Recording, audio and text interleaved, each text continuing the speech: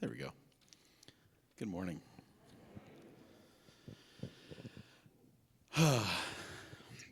So, life is hard sometimes. And we manage and we balance all of these things in our life. But then there's this one thing, and then maybe this is true for me. If it's not true for you, just think in your head, all right, Jeff, move on. But like this idea of purpose, this idea of what am I supposed to do, this idea of what is my work, what is the best fit for me as I move forward in my life. Is there coincidence? Is there fate? How much time do I have? What's God's will? That one hung me up for a really long time. So there's just a lot that we encounter and walk through and internalize as we go through our life. And I love this passage because I think it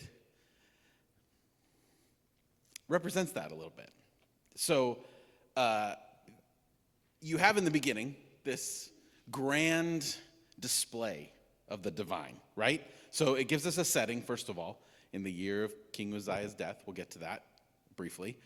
So the Lord sitting on a throne, lofty, exalted, the train of God's robe filling the temple. Seraphim stood above God, each having 6 wings. It's just this elaborate, how do you describe that? Imagine walking into essentially church, coming in on Sunday morning, you expect to see the screens up there, and instead you just see God and angels and, a tear in the space-time continuum and into heaven. All of this elaborate display of the divine. Essentially, it's the Ark of the Covenant come to life, right? They describe the Ark of the Covenant as, where God's presence rests, and you have the gold seraphims hiding up, and now they've all come alive. Not Indiana Jones style, although what's more divine than melting Nazis? Sorry, I digress. But it's this elaborate scenario. And then you have this one man standing in the midst of it. And this man's only response is, woe is me. I'm ruined because I'm a man of unclean lips. I live among a people of unclean lips. For my eyes have seen the King, the Lord of hosts. This response, for me, as I've progressed in my theological journey, has meant very different things at very different times in my life. But right now, it means when I'm confronted with something great, I can't help but evaluate myself and be like, how can I also be great? How can I also reflect this amazing thing that I just saw, that I just experienced, that I just walked into the presence of? And I feel like that's a natural reaction, especially if it's something we care about, especially if it's something that we're good at. If you're a musician and you see a more amazing musician, you're thinking, how do I get there? When you're an artist and you see an even better artist, you're like, how do I get there? Now, it can be a slippery slope. You can't begin to compare, and then you just cripple yourself. But there's something about our desire to meet or go towards the ideal. And this is that response that Isaiah has. Now, Isaiah is living in an interesting time in the history of Israel at this particular time. A king has just passed. A new king will come to power. And if you're a part of Rosie's Bible study, you know that the Hebrew scriptures are weird. And every king is different, and it's back and forth between good ones and bad ones, and mostly bad ones. The political landscape in which Isaiah is a prophet is very rocky, not like ours, which is perfect and wonderful. But there's a lot going on, and we know in hindsight that, especially right now, as Isaiah is beginning to be called from this particular scenario, it's only going to get worse. In this particular era of Israel's history in the Hebrew Scriptures, they're headed towards the end of their existence as a nation.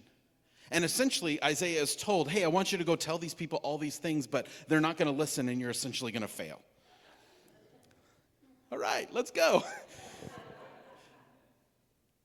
And that's the life of the prophet. But we can get in. I mean, there's so much here. But the one thing I want to concentrate on more than anything, despite all the little things that are here, is this contrast between the divine and Isaiah, the response. And I feel like that's a space that we all live in, especially as people who are moving in this life as progressive Christians, who are part of a church that is trying in the best way that we know how to exemplify justice, to fight for those who have no voice.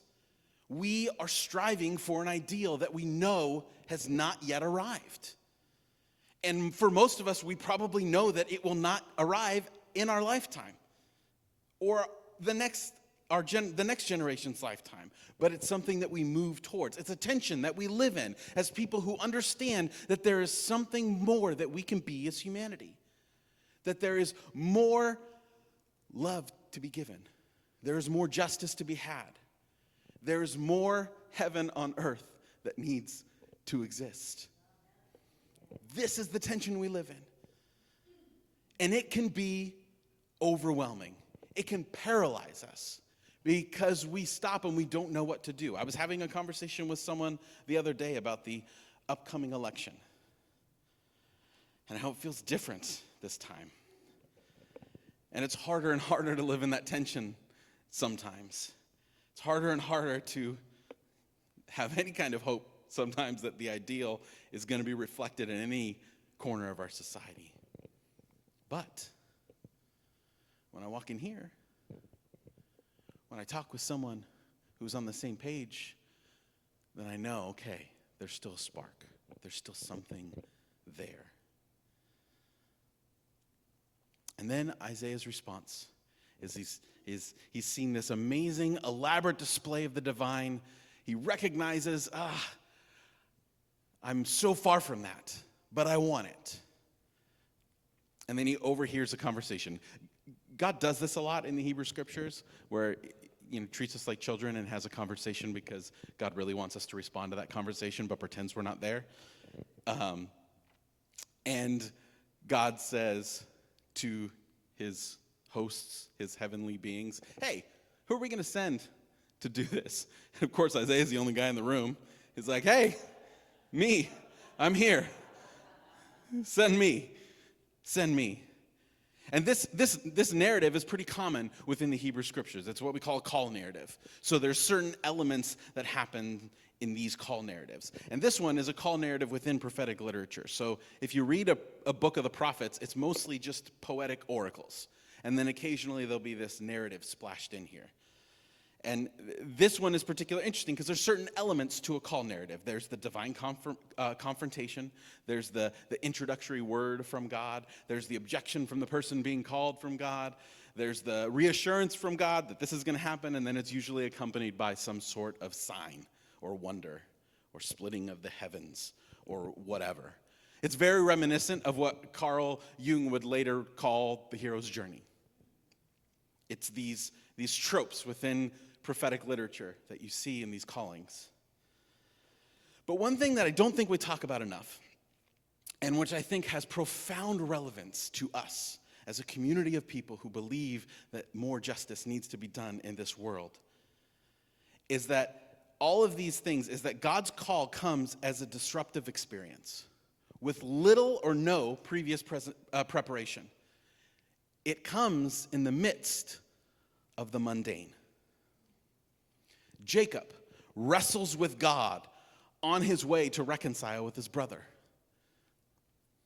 Moses is just herding sheep and sees a fire in the distance.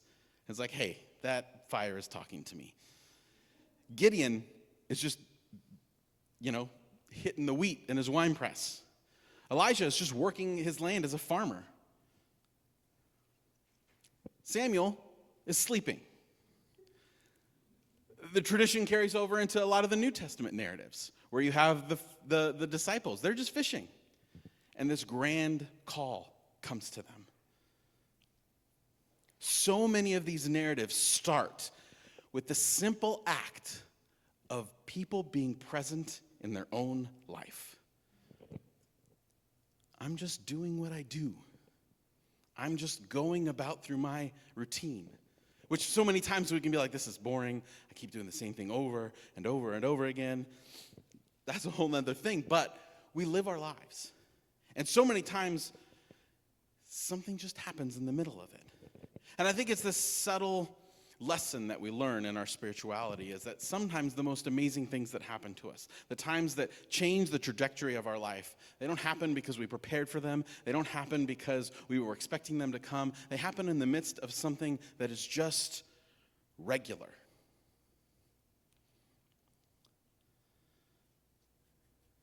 Sometimes, most of the time, being present is enough.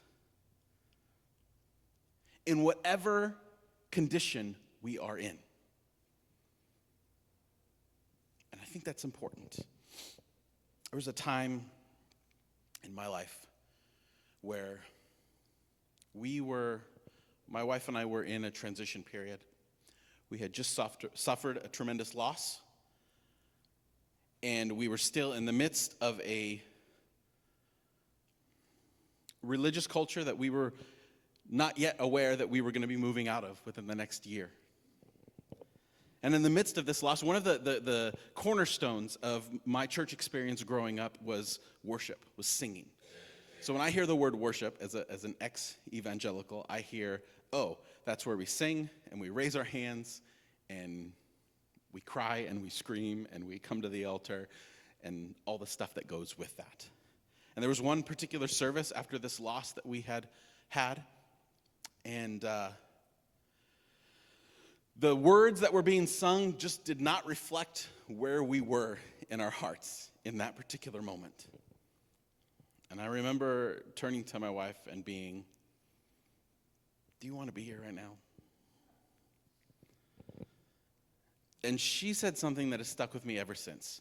She's clearly more thoughtful, emotionally mature than I was or is now. And she said, no, because I know right now I can't sing those words. But I have hope that I'm in the midst of people that can, because it reminds me one day I will be able to sing those words again.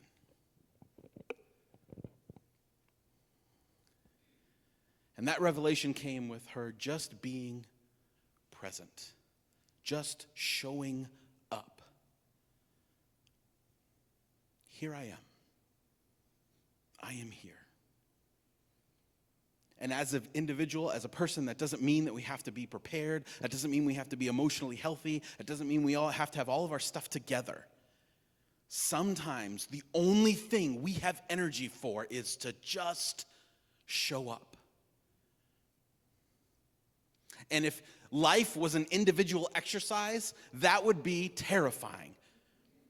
That would destroy any one person. But life is not an individual exercise. Life is about connection. The church is not an individual movement in our spirituality. It is a step forward into a community. So even though all I had the energy to do was walk into a room,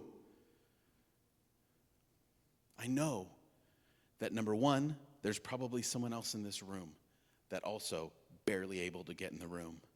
But I also know that there are others that didn't, and one day I can have that energy again.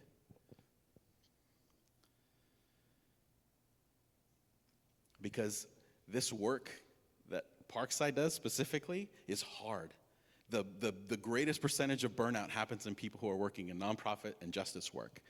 Because the work is so important that it drives our body and mind and spirit beyond its limits.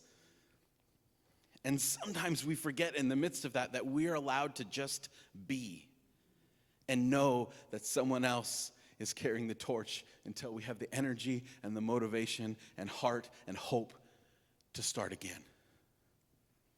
because we are not individual islands unto ourselves. We are part of a community. And sometimes it's okay just to live and sit in the mundane. Not because we're waiting for something to happen, but because we need to. And sometimes, in the midst of that, when we're not expecting it, that's when something amazing can happen. Amen.